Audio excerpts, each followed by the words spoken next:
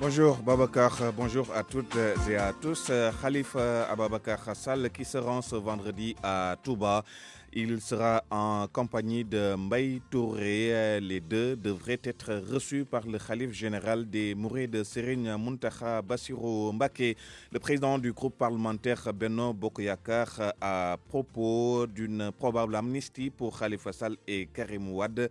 Aymérou Gningue qui n'écarte rien pour donc le président du groupe parlementaire de Benno Bokk Yakaar. Avec le dialogue national amorcé, tout devrait être possible. Aymérou Gningue que je vous propose d'écouter au micro de Ndate Diop.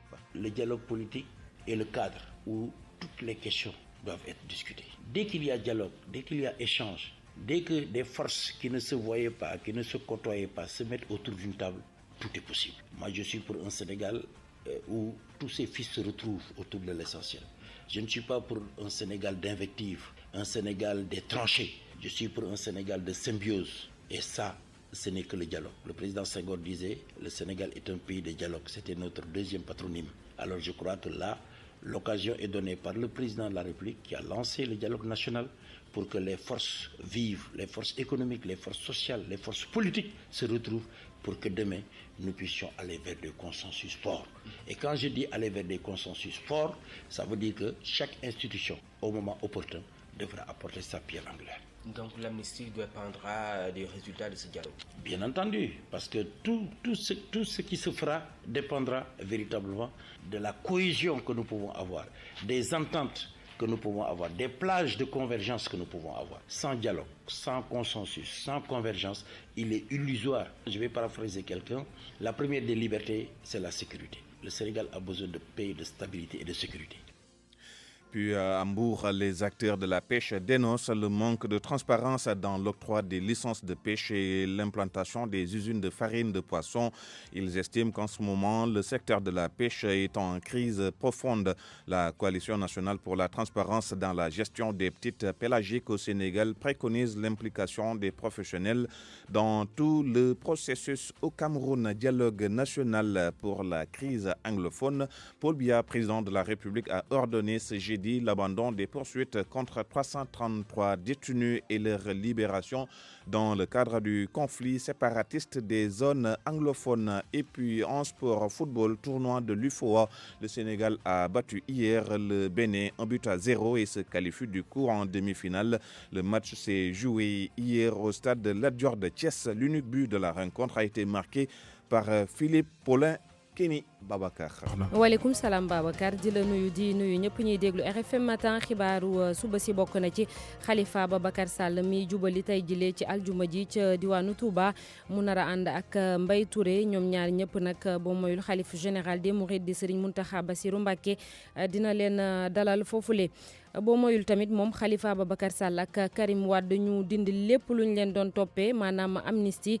Président groupe parlementaire Benno Bokk Yakaar nee na gisul lu koy teree mën a am député boobule jàpp ne ak dialogue politique bi ñu door wala boog dialogue national bi daanaka lu ne mën na cee am. Aymérou Gningue ñu déglu ko ci micro El Hadj Ndate Diop.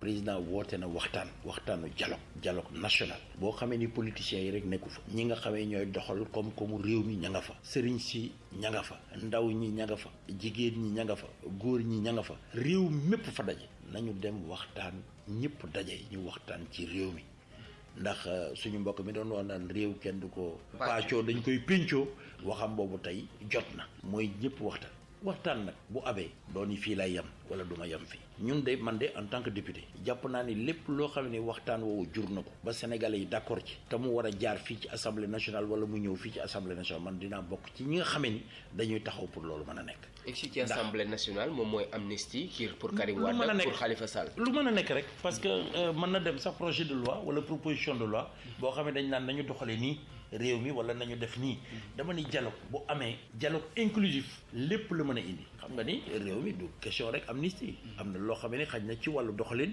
wala ci wàllu assemblée wala ci wàllu nguur gi ni muy doxee am na ci loo xam ne dialogue mën na ñëw ba nga xamee ni dañ ciy juboo te buñ ci juboo li koy war a dëggal wala li koy war a mandargal day jaar fii ci assemblée nationale soog a mën a nekk waaye nag foofu tam amuñu ci lenn loo xamee dañ naan lii dañ koy def lii duñ ko def dañuy jàpp ni lu nit ñi juboo d'accord ci président bi nga xamee moom la ñu fal ànd ceeg ñoom ñun war nañ ko doxal. lépp ci biir dialogue national. lépp ci biir dialogue national. mu doon ay miiru ñi nga jiite groupe parlementaire Benno Bokk Yaakaar ca diwaanu Mbour foofu ñu yëngatu ci wàllum napp gi nag bokk na ci li ñuy naqarlu ñàkk leeraange bi ñu nemmeeku ci joxem licence de pêche ak yenn ci ay usine yu defar farinu jën yu taxaw foofule ñu gis rek ni jamono ji wàllum napp gi dafa am jafe-jafe yu taratar coalition nationale pour la transparence dans la gestion des petites pélagiques bu Sénégal bëgg nag ñëpp ñi yëngatu ci napp gi booloo dugal seen loxo ci seen jafe-jafe yooyu leen ndax ñu saafara ko ñu dem ba biti réew ca Cameroun waxtaan bi ñu door foofu ngir jafe-jafe yi ci diwaan yi làkk anglais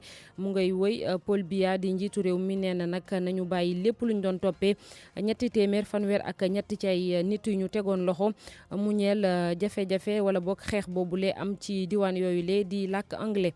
ñu dem ci wàllum tàggat yaram football ak tournoi bu UFOA Sénégal moo dóor démb benn bal ci dara qualifié wu ci demi-finale match bi mi ngi amoon fële ca stade Lat Dior bu Thiès benn but bu ndaje boobule ki ko dugal di Philippe Kenny Babacar.